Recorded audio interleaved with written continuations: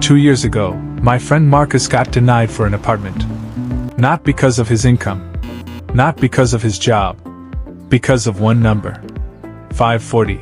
Today, that same number is 720. Same person. Same income. Completely different life. He got approved for a mortgage last month at a rate that saves him $340 every single month for the next 30 years. Today, I'm going to show you exactly what he did, step by step, to go from 540 to 720. And step 4 is the one that most people get completely backwards. Before we start, I'm not a financial advisor. This is educational content based on how FICO scoring actually works in 2026. Let's get into it. First, you need to understand something most people never learn. Your credit score isn't one mysterious number. It's built from 5 specific ingredients, and they are not equal. Payment history is 35% of your score. Credit utilization is 30%. Length of credit history is 15%. Credit mix is 10%. New credit is 10%. Add the first 2 together, and you get 65% of your entire score. That means 2/3 of your credit score comes down to just 2 things. And that's exactly where Marcus focused first. Step 1. Fix your utilization. This is the fastest lever you can pull. Here's what almost nobody tells you. The average American's credit utilization spiked to over 36% in 2026, nearly double what it was just 2 years earlier. And here's the part that surprises everyone. Your utilization isn't based on what you owe today. It's based on the balance your card issuer reports on your statement closing date. So if your statement closes on the 15th, and you pay your balance down on the 12th, that lower number is what gets sent to the credit bureaus. Not your April payment, not what you paid off later. The snapshot on that one day. People with the highest credit scores keep utilization under 10%. But here's Marcus's actual move. He didn't stop at 10.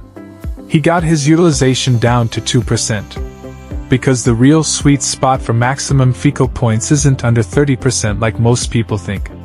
It's under 3%. Find your statement closing date this week. Pay your balance down 2 to 3 days before it. That single change can move your score within 1 billing cycle. Step 2. Never miss a payment again. I know this sounds obvious. But here's why it matters more than anything else. Payment history is 35% of your score, the single largest factor there is. And it's asymmetric. It builds slowly, but it breaks instantly. One payment that goes 30 days late can erase months of progress in a single reporting cycle, and it stays on your credit report for years. The fix is boring, but it's non-negotiable. Set up autopay for at least the minimum payment on every single account you have.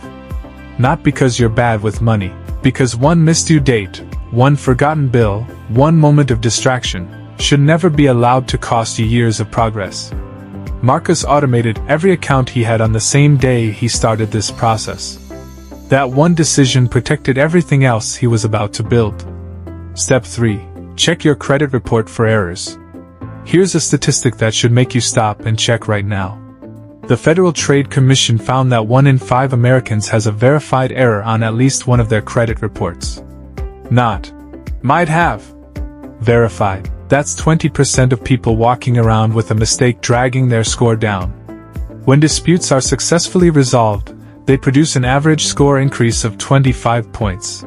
And in some cases, when an erroneous collection or late payment gets removed, the jump exceeds 100 points. Marcus pulled his free credit reports from all 3 bureaus, Experian, Equifax, and TransUnion. He found an old collection account that wasn't even his.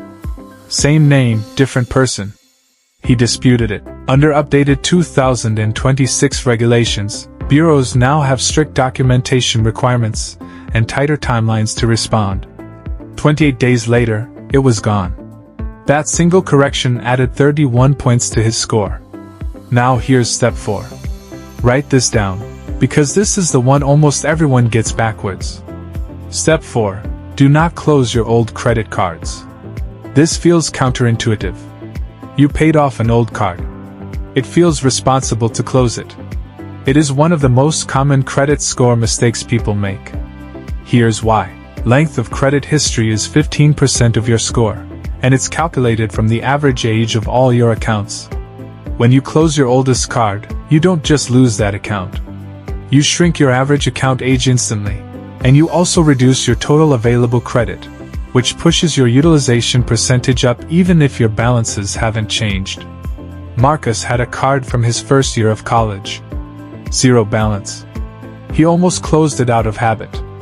Instead, he kept it open, used it once every few months for a small recurring charge like a streaming subscription, and paid it off immediately. That account is now his oldest, and it's quietly working in his favor every single month. Step 5. Be strategic about new credit. Every time you apply for a new credit card or loan, it triggers what's called a hard inquiry, and that's part of the 10% new credit factor.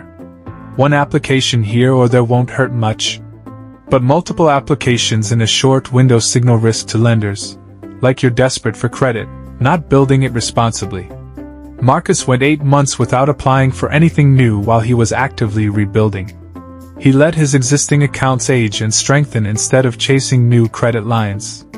So here's how it all came together. Marcus started at 540. He fixed his utilization down to 2%, 3 to 6 point jump. He automated every payment, protecting the 35% that matters most. He disputed a report error, plus 31 points. He kept his oldest account open, protecting his credit history length. And he stayed disciplined on new credit applications for 8 months. 6 months in, he crossed 650. By month 11, he hit 720. Same income the entire time. Same job. Same person. The only thing that changed was that he finally understood which levers actually moved the number, and which ones were just noise. If you're staring at a credit score you're not proud of right now, I want you to hear this clearly. There's no overnight fix, and anyone promising you one is selling you something. But there is a proven path. And it starts with one decision this week. Find your statement closing date, and pay your balance down before it hits. If this video gave you a real plan instead of vague advice, smash that like button. It helps CashFlow USA reach more people who need this exact roadmap. Subscribe for weekly wealth building strategies, and comment your current score below. I want to see how many of you are starting this journey today. I read every single comment. See you in the next one.